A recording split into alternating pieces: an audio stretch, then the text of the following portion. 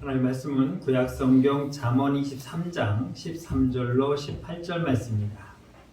자유신 줄 알고 제가 공독하겠습니다. 아이를 훈계하지 아니하려고 하지 말라. 채찍으로 그를 때릴지라도 그가 죽지 아니하리라. 내가 그를 채찍으로 때리면 그의 영혼을 수월에서 구원하리라.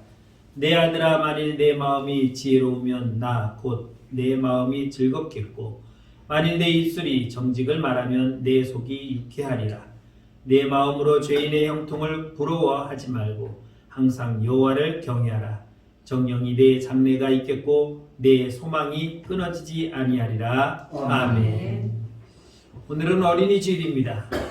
불행히도 우리 교회는 주일학교의 주일학생들이 이제 다 장성해서 한 명도 없습니다. 그러나 그럼에도 불구하고 우리는 우리의 자녀들이 기르는 또 우리의 손주들을 위해서 우리는 끝까지 믿음으로 그 자녀들을 잘 가르치고 우리 후손들이 주님의 말씀으로 잘 자랄 수 있도록 늘 기도해야 할 책임이 우리에겐 있을 것입니다. 22년 전에 미국의 콜로라도주에서 끔찍한 사건이 벌어졌습니다. 여러분 요즘 잠깐 가끔씩 너무 자주 들려오는 총기 난사 사건이 그때도 있었습니다. 무려 20여 명이 사망하는 그리고 다치는 사건이었는데 이 주범이 10대였다는 사실입니다. 그리고 채 12년이 지나지도 않아서 또 아칸소주에서 또 이런 사건이 벌어졌습니다. 이번에는 어떻게 일어났냐면 화재벨을 눌러서 아이들이 막 놀라서 뛰어나오는 걸 바깥에서 기다리고 있다가 한 명 한 명 사격을 해서 죽였다는 것입니다. 이것 역시 10대가 저지른 끔찍한 사건이라는 것입니다. 왜 이런 일이 미국에서는 일어나고 있을까? 우리나라는 총기 관리가 너무나도 철저해서 이런 일은 안 일어나지만 미국은 얼마든지 총기를 구입할 수 있는 그런 나라이기 때문입니다. 무엇이 잘못되었을까? 왜 이렇게 이런 끔찍한 일들이 벌어질까? 자신을 보호하기 위해서 소유해야 할 총기가 남을 죽이는데 그냥 아무런 죄의식 없이 그냥 쏴대는 이런 결과는 분명히 뭔가 잘못되어 있을 것입니다. 그것은 바로 교육이라고 말할 수 있을 것입니다. 그들은 동물들을 사냥하는데 전혀 꺼리낌 없고 또 그것을 오히려 자랑스럽게 여기는 이런 것들, 그리고 총기를 아무렇게나 사용해도 괜찮은, 그리고 이러한 일들이 너무 자주 일어나니까 기분 나쁘면 쏴도 되는구나 라는 그런 인식들이 팽배해 있지 않을까라는 생각도 해봅니다. 이렇게 이런 일들이 일어나는 이유는 제대로 아이들을 가르치지 못했기 때문이라는 것을 가장 큰 이유로 볼 수 있을 것입니다. 그럼 이런 일이 일어나지 않도록 하기 위해서는 어떻게 해야 되겠습니까? 그들을 잘 가르쳐야 되겠죠. 어떻게? 더 늦기 전에. 우리의 자녀들이 이런 끔찍한 일에 참여하지 않도록, 우리는 비록 총기는 다루지 않더라도 요즘 우리 사회에서 일어나는 이 청소년들의 끔찍한 일들을 보면 어른 능가하는 그런 악행들을 저지르고 있는 것입니다. 심지어는 내 나이가 아직 촉법 소년 만 14세가 안 됐다는 것을 스스로 파악하고 인지하고 아무런 죄의식 없이 범죄를 저지르면서 나 촉법 소년인데요 라고 자신있게 얘기하는 이런 모습들이 요즘 우리 사회에서 너무나도 빈번하게 일어나고 있다는 것입니다.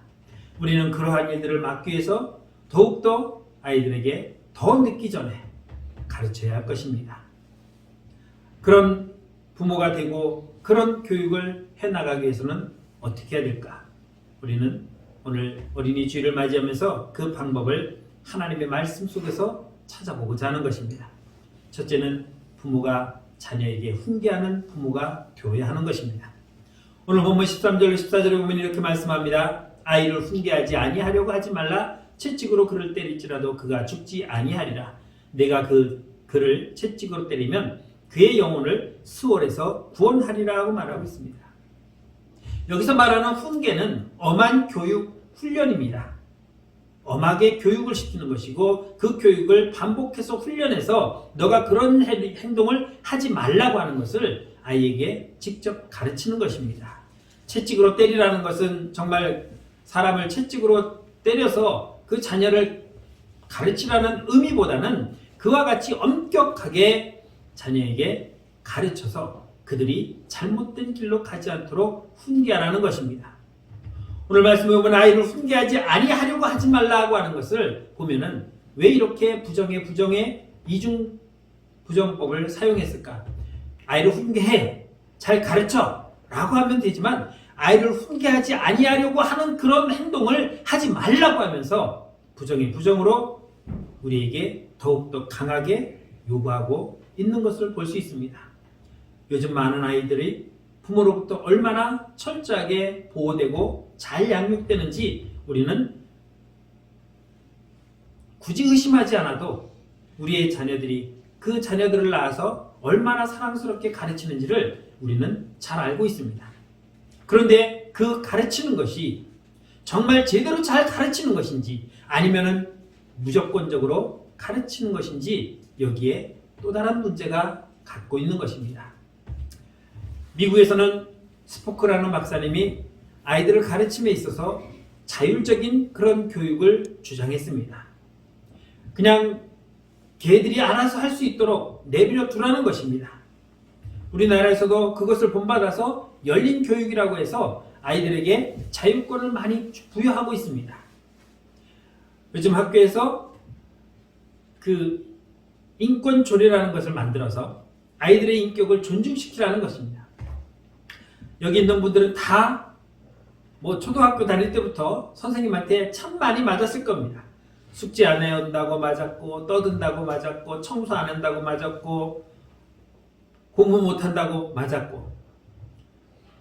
중학교 가니까요 매달 맞는데 왜 맞냐? 3월 말고사, 4월 말고사, 5월 중간고사, 6월 말고사, 7월 기말고사, 8월은 방학이고 9월 말고사, 10월 중간고사, 11월 말고사, 12월 방학하고 2월 달에 학년 말고사 1년에 9번을 맞아요.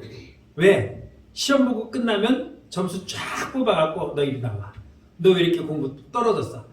종아리래. 손바닥 내밀어. 이렇게 맞으면서 자라도 누구 하나 부모님이 와서 아니 선생님이 잘못 가르친 거 생각 안 하고 우리 애가 공부 못했다고 그렇게 때려야 하고 대드는 부모는 단 한 명도 없었어요. 제 딸이 요즘 교사 노릇을 하고 있습니다. 아빠 나 스트레스 쌓여서 이거 도저히 못 해먹겠어. 직업을 바꿔야 되겠어. 그냥 그대로 표현해 볼게요. 완전 엄마들이 개또라이야. 개또라이래요.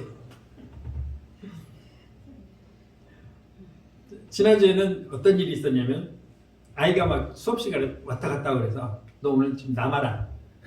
근데 남겼는데 다른 친구가 가다가 그 어머니를 만났대요. 그 어머니가 왜 우리 애는 안 오니 했더니 선생님은 남으랬대요. 그러니까 선생님한테 바로 전화한 거예요. 선생님 우리 애 왜 남겼어요? 얘가 수업 시간에 돌아다니고 떠들고 수업을 방해하고 그래서 제가 지도 차원에서 좀 남겼다고 했더니 네 하고 그냥 딱 끊었답니다. 다행이에요. 애가 그럴 수도 있지. 그런다고 남겨요 하고 대들었으면 어땠을까라는, 요즘 같으면 충분히 그런 엄마들이 있을 텐데 그래도 야 그 엄마는 괜찮다. 이게 오늘날 우리들이 가르치고 있는 교육입니다. 우리 아이가 어떤 아이인데 그럴 수도 있죠.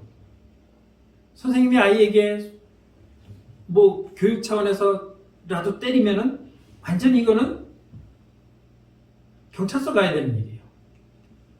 뭐 여러분들이 종종 보셔서 뉴스에도 많이 나오겠지만 선생님이 아니에요. 선생님을 애들이 때리지를 않나, 여선생을 폭행하지 않나, 뭐 남선생도 마찬가지지만 도대체 우리의 상식으로, 지금 저와 여러분들의 상식으로는 상상도 못하는 일들이 지금 얼마나 많이 벌어지고 있습니까? 이게 뭡니까? 아이들의 인격을 존중한다고 하는 그것으로 인해서 선생님의 인격은 없어버렸어요. 그런 아이들에게 선생님이 무엇을 가르치고 싶은 마음이 들까라는 생각도 들더라고요. 요즘 애들이 학원을 많이 가는 이유가 그럴 것 같다라는 생각도 조금은 해보는데 그래도 선생님들이 그렇게까지는 안 하겠죠. 그러니까 선생님은 수업 시간에 듣든지 아니 듣든지 그냥 당신 수업만 하는 거예요. 니네가 떠드나? 야, 너 왜 떠들어? 라고 하면은 애들 많은 데서 자기를 지적해가지고 혼냈다고 이게 인격 모독이 됐다, 인권 침해가 됐다고 또 진정을 하면은 이게 또 골치 아픈 거예요. 그러니까 니네가 듣든지 아니 듣든지 나는 오늘 수업만 하면 된다라는 식으로 그냥 수업만 쭉 나가는 거예요. 그러니 앞에서는 선생님이 떠들고 여기서는 아이들이 떠들고 장난치고 왔다 갔다 해도 이게 학교인지 돗대기 시장인지 구분이 안 가는 거죠.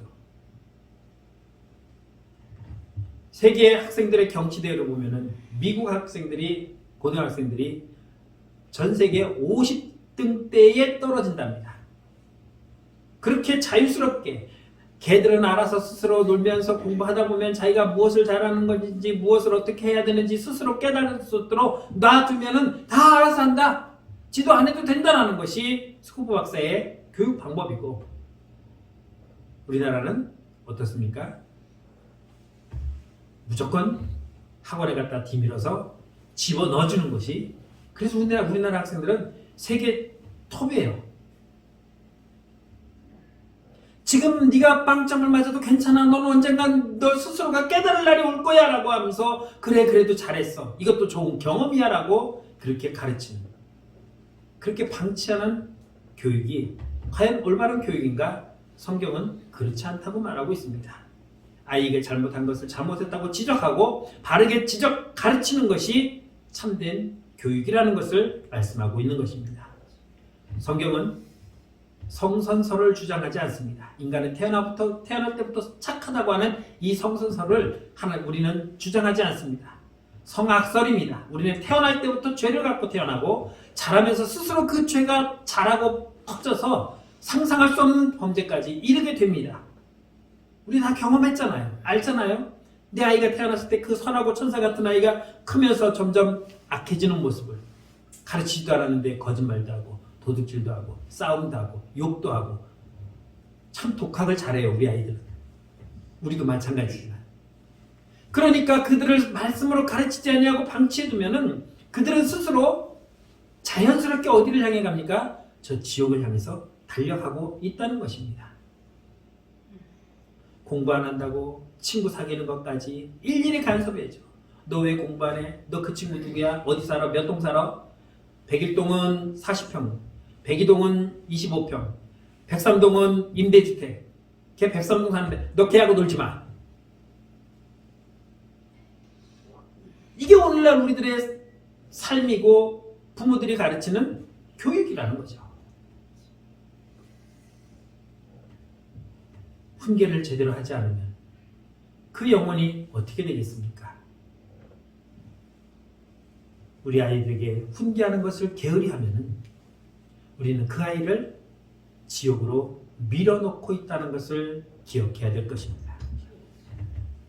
두 번째는 자녀의 영적으로 성장하는 것을 기뻐해야 됩니다. 오늘 15절로 16절 말씀, 내 아들아 만일 내 마음이 지혜로우면 나 곧 내 마음이 즐겁겠고 만일 내 입술이 정직을 말하면 내 속이 유쾌하리라 하고 말씀하고 있습니다. 지혜와 지식이 있어야 된다. 지혜는 얼마든지 얻을 수 있습니다. 책을 보면 얻을 수 있고 요즘은 뭐 인터넷을 뒤지면 많은 것을 알 수 있고 요즘 챗 GPT라고 해서 그냥 입력을 하면은 내가 알고 싶은 것을 뭐든지 끌어내요. 심지어 영어로 된 문장을 집어넣으면 한국어로 번역을 해주고 내가 글짓기를 해야 되는데 어버이날에 대해서 글짓기 해야 되는데 하나 만들어줄래? 그러면은 한 1분도 안 돼서 딱 나와요. 뭐 숙제할 필요가 없어요. 선생님이 과제를 내주면 피링 치면은 쫙 나와버리는데 뭐. 갖다 내기만 하면 돼요. 얼마나 좋은 세상입니까? 그러나 지혜는 얻을 수가 없어요. 지혜라는 것은 지식들이 모여서 이 지식들을 잘 조합을 해야 나올 수 있는 게 지혜입니다. 그 지혜를 잘 가장 많이 가르쳐주는 곳이 어디냐면 바로 하나님의 말씀인 성경인 것입니다. 구슬이 서말이라도 꿰어야 보배라고 하잖아요. 구슬이 아무리 많으면 뭐합니까? 그 구슬을 잘 꿰면은 그게 1,000,000원짜리가 될 수 있고 2,000,000원짜리가 될 수 있습니다. 어제 영국의 찰스 3세 왕이 그 즉위식을 했어요. 그 왕관 보셨습니까? 무게만 총 2kg이래요. 2kg을 여기다 지금 쓰고 있는데 거기에 박힌 보석이 400개래요. 그 보석을 하나하나 늘어놓으면은 값어치가 별로 없어요. 그런데 그걸 그 왕관에 다 박아서 딱 씌워놨을 때 그 왕관의 가격이 얼마인 줄 아십니까? 몰라요, 저도. 안 찾아봤어요, 아직. 지식들이 모이면은 엄청난 지혜가 나오는 거예요.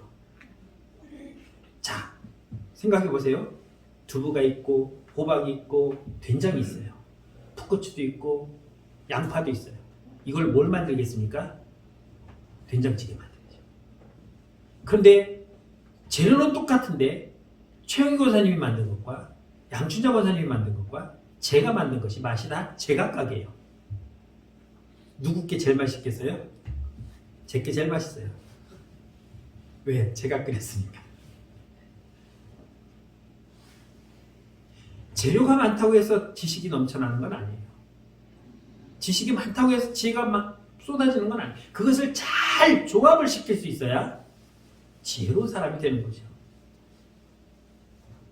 오늘 15절 말씀 보면은 내 아들아 만일 내 마음이 지혜로우면 나 곧 내 마음이 즐겁겠다. 네가 지식이 많아서 아는 게 많아서 똑똑한 것도 좋지만 그 똑똑한 것으로 좋은 일을 만들어낼 수 있는 지혜를 품어내는 그런 사람이 되기를 나는 바라고 있고 네가 그 지혜가 하나님의 말씀으로부터 나와서 선한 일로 쓰여질 때에 내 마음은 덧없이 즐겁겠구나라는 것을 고백하고 있다는 것입니다. 세상에서 제일 부모 눈에 흐뭇한 모습이 무엇이냐라고 할 때 그런 말이 있더라고요. 첫 번째가 젖 먹이는 어미가 꿀떡꿀떡 젖을 막 먹는 아이를 바라볼 때 가장 행복하고 가장 좋은 기분을 갖고 있다. 내 것을 막 뺏어 먹는데도 내 몸에서 빠져나가는데도 그게 즐겁고 기쁘고 표현할 수 없는 감격이 느껴진다는 거죠. 또 16절에서 뭐라 말합니까? 만일 내 입술이 정직을 말하면 내 속이 유쾌하리라. 정직이라는 말은 옳은 것입니다. 내 아이가 옳은 것을 할 때에 나는 기분이 좋아지는 거죠. 그런데 나가서 맨날 친구들과 싸우고 욕하고 행패나 부리고 못된 짓만 하고 경찰서에서 전화가 온다면 부모의 마음은 어떻겠습니까? 세상에 지식은 얼마든지 많이 있습니다. 그러나 그러한 지식으로 악을 행한다면 우리는 그 교육은 실패한 교육이 될 수밖에 없을 것입니다. 누구든 자녀를 기르면서 자녀가 자라는 걸 보면서 정말 기쁘고 즐거운 때가 한두 번이 아니었을 겁니다. 자라면 얼마나 컸나 이리 와봐 서봐 그리고 벽에다 세워놓고 금을 딱 그어놓고 또 몇 달 있다가 어우 좀 큰 거 같네 이리 와봐 또 대봐 아우 이만큼 더 컸네. 그거 여러 번 재면은 피키가 쑥쑥 자라나요? 별것도 아닌데 그냥 심심하면 갖다 세워놓고 금 거놓고 이만큼 컸다 이만큼 컸다 이만큼 컸다 그러면서 높아가는 눈금을 보면서 즐거워하고 있습니다. 애가 자라면은 쓸 수 있고 쓰면은 첫걸음도 떼고 또 떼면은 아장아장 걷기도 하는데 그걸 보고 어떻게 합니까? 섰다 여보 섰어 한 발짝 걸었어 어디 걸어봐 푹 주자. 에이 거짓말하고 있네. 아니니까 금방 한 발 떴대니까 자기 자식이 자라는 모습을 보면서 누가 저기 해주지도 않는데 그냥 즐거워하고 기뻐합니까? 왜? 얘가 지금 하고 있는 것들은 옳은 것들이에요. 아이가 자라면서 요즘은 뭐 스마트폰에 카메라가 있고 동영상을 찍으니까 막 다 찍어서 보관하죠. 저 때만 해도, 여러분 때만 해도 그런 거 없었잖아요. 혹시 아이를 낳고 육아일기 써보셨습니까? 우리 첫아들을 낳고 육아일기를 썼어요. 1995년 10월에 우리 아이가 태어난 날입니다. 오후 8시 28분 잠시 후 구유에 담겨져 나온 예담이를 보았을 때 마치 세상에서 가장 큰 선물을 얻는 기분이었다. 예담아, 아빠의 첫 부름에 예담이는 눈을 딱 떴다. 오른쪽 눈을 하나만 뜨더라고요. 거짓말이래요 다. 엄마가 쓴 쪽입니다. 95년 12월 24일 주일 예담이와 함께 영화부에 갔다. 크리스마스 선물로 빵과 쫄바지가 나왔다. 우리 예담이는 빵을 선물로 받았다. 쫄바지는 사이즈가 없어서 받지 못했다. 영화부 예배를 처음 갔어요. 95년 12월 14일 목요일날 4일째 대변을 보지 못하고 계속 지독한 가스 냄새로 방안을 오염시켰다. 예담이 아빠와 나는 코를 막고 입으로 숨을 쉬었다. 그런다고 냄새가 내 속으로 안 들어가는 건 아닌데 이거 쓰면서 뭘 생각했겠어요? 그냥 즐거움으로 썼어요. 똥을 못 싸서 방구로 뿡뿡 끼는 그 냄새를 맡으면서도 우리는 즐거워했고 기뻐했고 그러다가 똥이 나왔을 때 우리는 야 드디어 쌌다 하고 그걸 보고 즐거워했습니다. 이게 악한 행동이었다면 하지 않았겠죠. 우리의 자녀가 자라면서 하나님을 사랑하고 하나님의 말씀 듣기를 좋아하고 하나님 앞에 나아가기를 기뻐하는 그런 모습을 본다면 부모로서는 최고의 기쁨이 될 것입니다. 그런데 그것을 누가 막습니까? 부모가 막아요.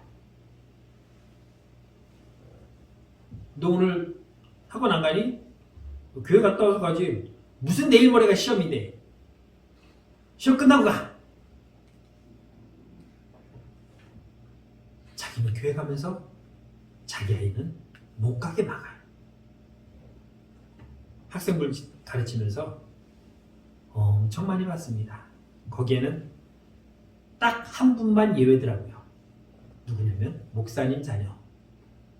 그 자녀만 예외 없이 죽으나 사나 1년 52주 빠지지 않고 나오지 장로님의 자녀도 권사님의 자녀도 모든 성도들의 자녀는 이게 시험 기간이 있는 그 전주는 텅 비어요. 왜 그렇습니까? 공부해야 되기 때문에. 그것을 부모들은 당연한 것처럼 여겨요. 세상에 있는 부모들이 그렇게 여긴다는 것은 지극히 당연한 거예요. 그러나 하나님을 알고 주의 말씀으로 자녀를 양육한다고 유아세례 주면서 선서까지 한 부모가 그래도 대학 가서 다니면 되겠죠. 그리고는 자녀 학교를 맡고 있습니다. 그것이 내 아이를 죽이는 줄 모르고 있다는 거죠. 영적으로 죽어가고 있도록 내가 목을 누르고 있다는 사실을 깨닫지 못하고 있다는 겁니다. 어서 가 지옥으로 더 늦기 전에.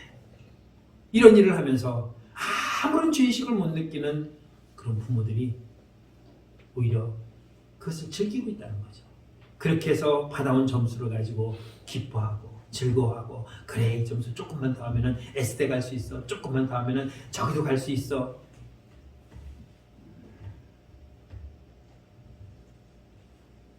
우리의 자녀들이 영적으로 죽어가는 것을 슬퍼하고 안타까워해야 될 우리가 오히려 그것을 위해서 밀어놓고 있지는 않는가 우리는 생각해 보아야 할 것입니다.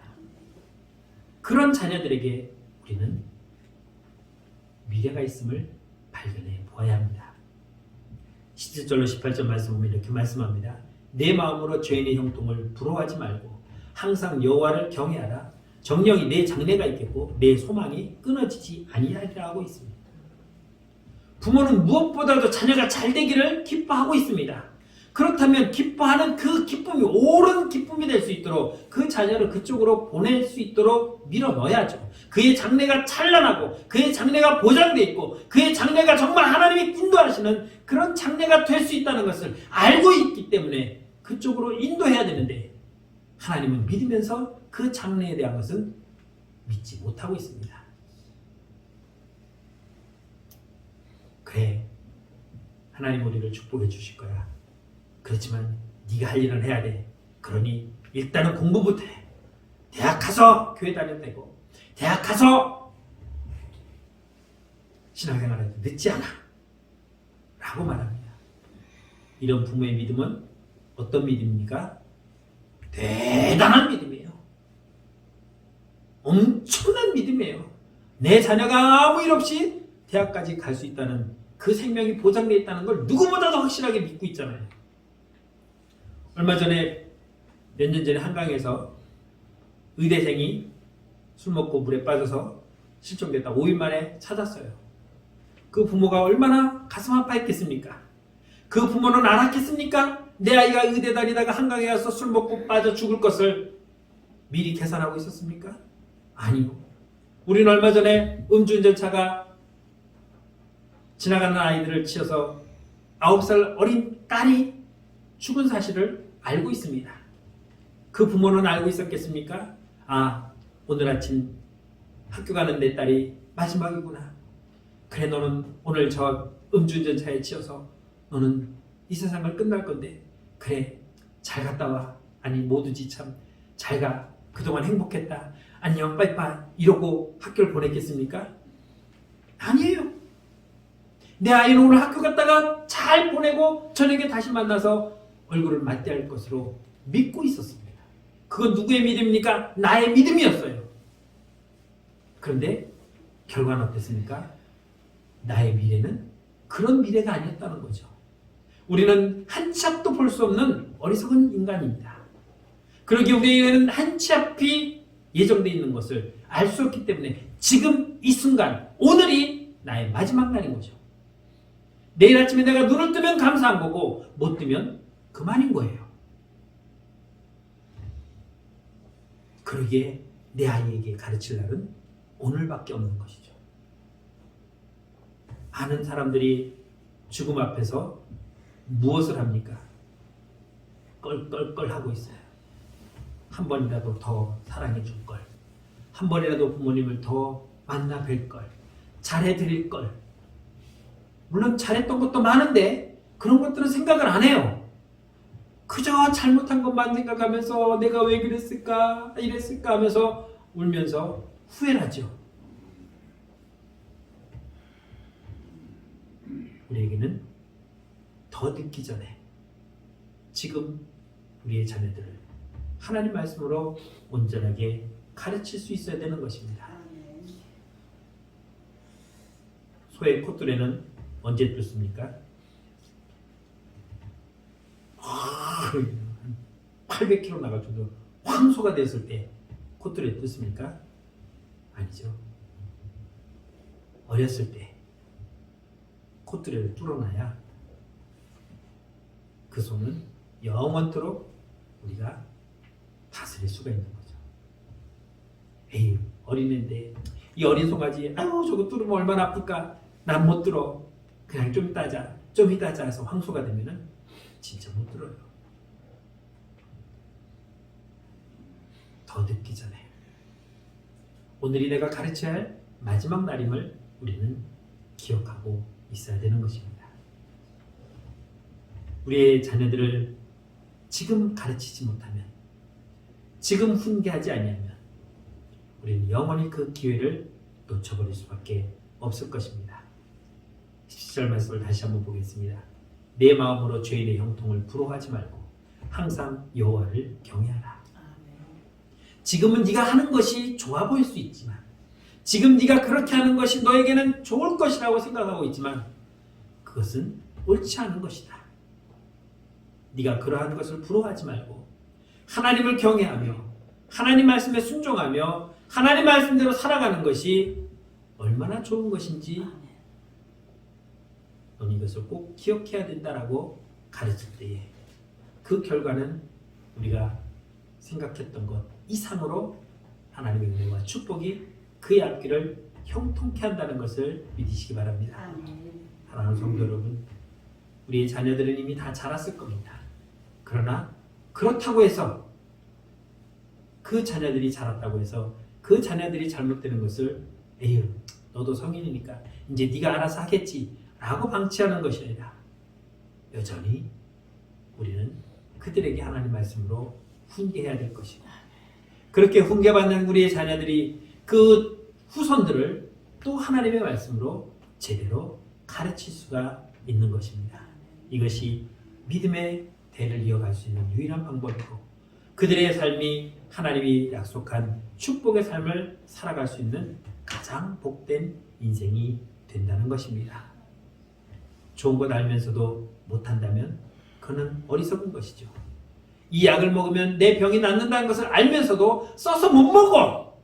그리고 그것을 안 먹고 끝내 죽을 사람은 아마 없을 것입니다. 지금은 쓰더라도 지금은 괴롭더라도 그 약을 먹음으로 건강을 회복할 수 있다면 무슨 약인들 못 먹겠습니까?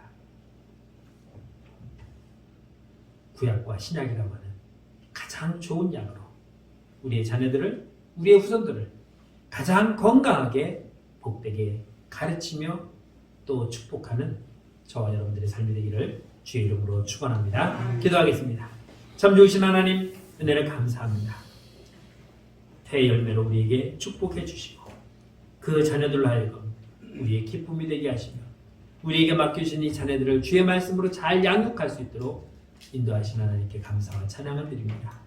그들을 훈계하고 그들을 채찍으로 바르게 가르치기에 부족함이 없는 우리 부모들이 되게 하시고 그렇게 자란 자녀들이 어떠한 환경 속에서도 하나님 말씀으로 하나님을 경외하며 자라면서 그들의 장래가 약속된 대로 축복받는 삶이 될 수 있도록 인도하여 주옵소서.